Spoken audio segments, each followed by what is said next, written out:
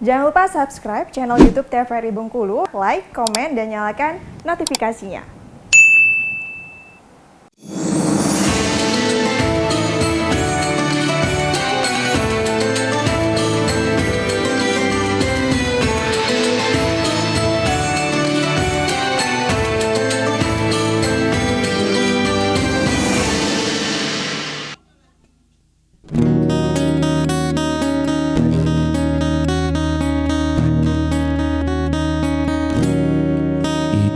Semua dari Allah, itu semua karena Allah, itu semua milik Allah, barakallah.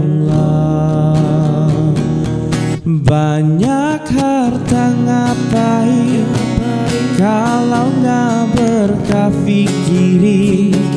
Oh, punya harta nggak mungkin dibawa mati. Hidup indah bila mencari berkah. Punya rezeki bagi, bantu yang susah tolongin. Oh, jadi miskin nggak mungkin, Allah yang jamin. Hidup indah bila mencari berkah. Hidup indah bila mencari berkah.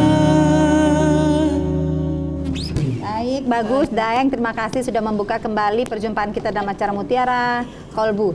Dan sebelum ke pertanyaan selanjutnya, kita menjawab dulu pertanyaan kedua tadi ya.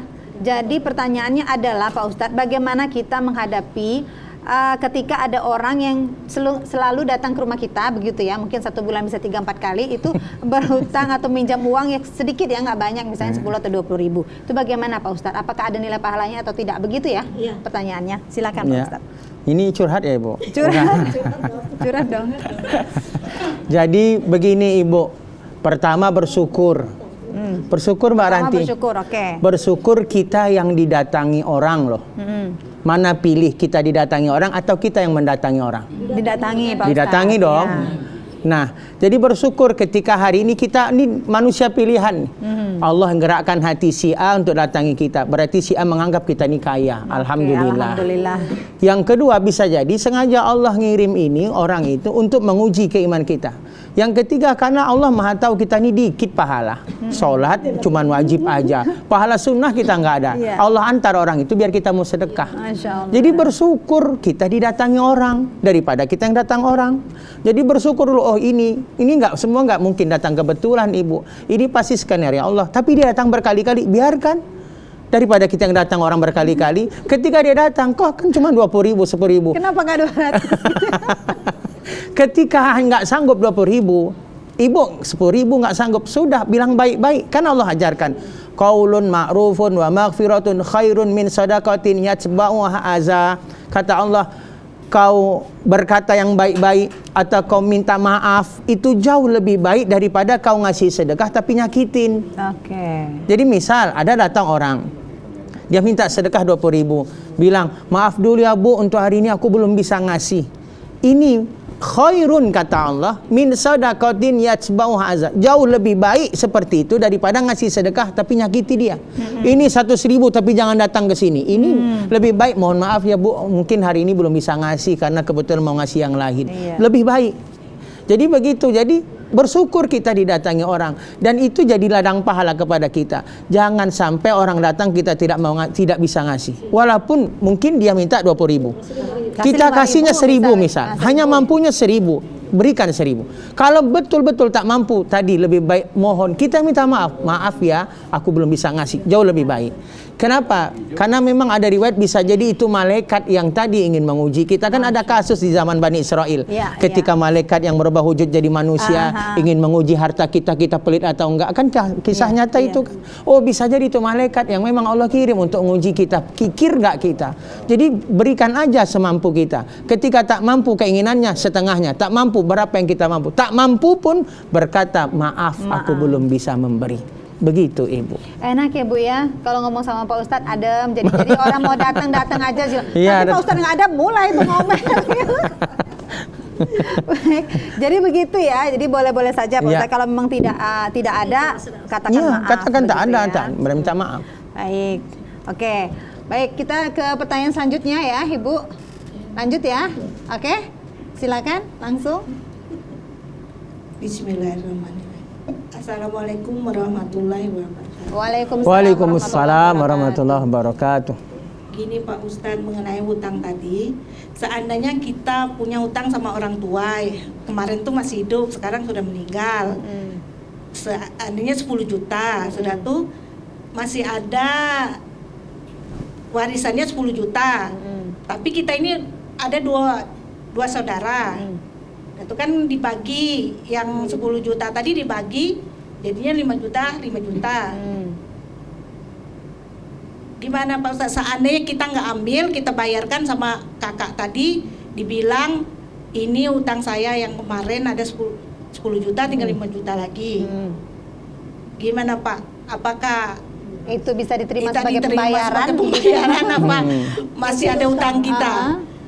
Kan yang 5 juta udah dibayar. Berarti sisa 5 juta Tinggal lagi 5 yang juta. belum. Gimana itu Pak Ustadz? Nah, yang 5 juta itu sudah dianggap sebagai bayar belum Pak Ustadz? Tapi dapatnya itu dari warisan Dari tadi. warisan tadi. Gitu ya. Sudah dianggap sebagai bayar utang tidak? Begitu. Bagaimana tuh Pak Ustadz? Kan kita dua beradik, Iya. ada warisan 10 juta. Iya. Dah tuh kan Warisan bagi 10 dua. juta. Dibagi. Kita punya hutang juga 10 juta. Berarti 20 juta dong. Oh, bukan. Kita punya utang 10 juta kepada orang Orang tua. tua. Orang tua sudah meninggal. meninggal. Dibayar 5 juta. Nah, Sudah tuh warisan orang tua yang meninggal tadi masih ada 10 10 juta. juta. Kan kita dua saudara. Iya. Berarti kita 5 Iya. juta 5 juta. Iya. Nah, kita nggak ambil, kita bayarkan sama saudara tadi. Iya. angkatnya bayar utang. Nah, Niatnya bayar utang. Sama orang sama tua. orang tua tadi diambillah sama kakak. Nah, gitu. Dari warisan tadi, apakah kita udah lunas bayar? utang apa gimana? Belum lunas belum, Bu. Kan utang 10 juta. Kan udah bayar sebagian. Oh, sebagian nih ya, Iya. maksudnya baru sebagian ya. Udah 5 juta, tinggal 5 juta lagi. Ya. Nah, Dapat gimana tuh, warisan Pak 5 Ustadz? juta, tapi nggak diambil, cuman dibayarkan ke hutang tadi. Oke. Ke saudara. Bagaimana Pak Ustadz? Boleh tidak seperti itu? Saudara tadi. Apakah kita udah termasuk membayar hutang Atau belum? Nah. Baik. Ini yang kami pahami dari soal itu berarti pertama hutang tetap wajib kita bayar. Oke. Karena kita ahli waris, tentu kan hutang itu kita bayar, tentu kita mendapat harta warisan. Karena yang disebut harta warisan itu ketika yang punya harta sudah meninggal. Ya. Harta yang ditinggalkan oleh orang itu namanya harta warisan. Ya. Maka 10 juta tadi kita tetap bayar. Kita kan punya adik, 2 beradik. Iya. Maka berarti ketika dia dia laki-laki atau perempuan saudara ibu? Perempuan. Laki-laki atau perempuan? Laki-laki. Maka ketika laki-laki dia berhak dapat 2 bagian, ibu hanya 1 bagian. Misal tadi kan hutang 10 juta nih. Ibu punya hutang kan 10 juta nih. 10 juta kan ibu harus balikin dulu. Nah, kepada siapa? Kepada ahli waris. Ibu ahli waris kan berarti kakaknya ibu yang laki-laki ahli waris. Nah, 10 juta ini berarti otomatis menjadi harta warisan. Nah, karena saudara ibu tadi laki-laki dan ibu wanita, maka laki-laki mendapat 2 bagian. Berarti 10 juta bagi 3. Kenapa? Karena laki-laki tadi dapat 2 bagian. Berarti 10 juta bagi 3 berapa? Taruhlah 3 jutaan. Maka 3 juta untuk saudara laki-laki ibu berarti sekitar 6.500.000-an. Ibu dapat 3.500.000-an. Berarti masih ada 6,5 lagi yang belum dibayar. Iya. Begitu. Belum lunas berarti. Belum lunas. Iya, belum lunas, tapi kalau seandainya kita atau korbankan orang tua, tapi bukan niat bayar utang apa, cuman niatnya sedekah. Ada seandainya ke masjid. Itu bukan niat atau niat bayar Berarti hutang. tetap hutang ya, tetap sedekah. Iya. Iya. sedekah, hutang tetap hutang gitu. Betul.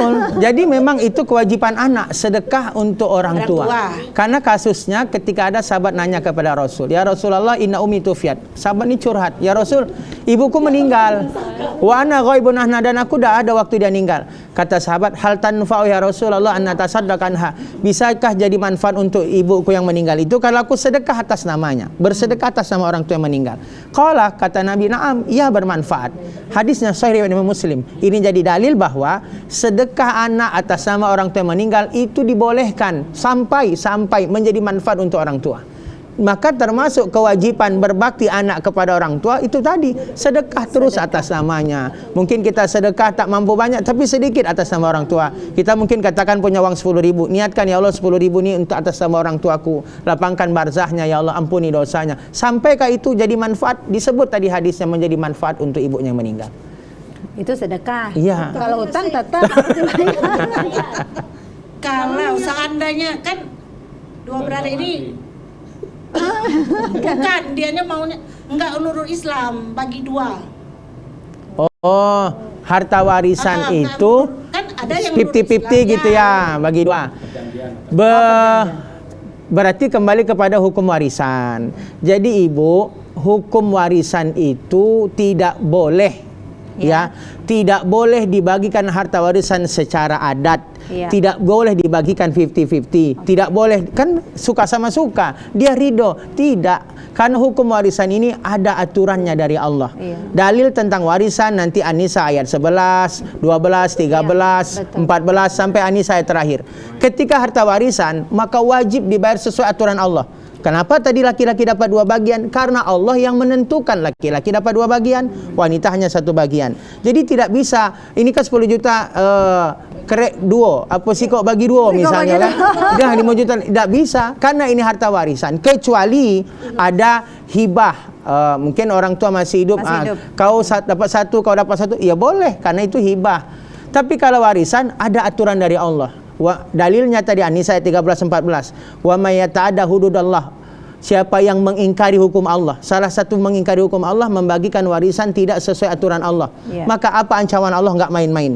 Yudkhilhu naran khalidan fiha. Allah masukkan dia ke neraka, kekal dia di dalamnya hanya gara-gara tidak membagi warisan sesuai aturan Allah. Kan bahaya ini. Maka ilmu warisan ini sebenarnya wajib diajarkan kepada siapa? Anak. Maka itulah kata Nabi, ilmu yang pertama kali dicabut dari muka bumi ini apa? Ilmu tentang warisan. Kenapa? Karena memang orang tua tidak perhatian tentang ilmu warisan. Karena terkadang, maaf, orang tua ini salah membagikan harta warisan sebelum dia meninggal, biar anak-anaknya tidak berkelahi. Akhirnya dibagikanlah dulu. Membagikan harta ketika yang punya harta masih hidup itu bukan bagikan warisan, tapi itu bagi hibah. Tetapi ketika orang tua meninggal, maka itu namanya harta warisan. Nah, harta warisan karena yang punya harta tak ada, maka ikut aturan Allah. Maka tadi laki-laki 2, ibu wanita 1. Dan itu memang kalau kita sebenarnya belajar fikih warisan biar detail, ya, betul ya, harus dijelaskan. Kita lanjutkan kembali. Saya mau tanya satu lagi, Bu. Nanti kita lanjutkan lagi setelah jeda iklan. Baik ya, ditahan dulu ya Ibu ya. Dan pemirsa tetap bersama kami dalam acara Mutiara Kolbu.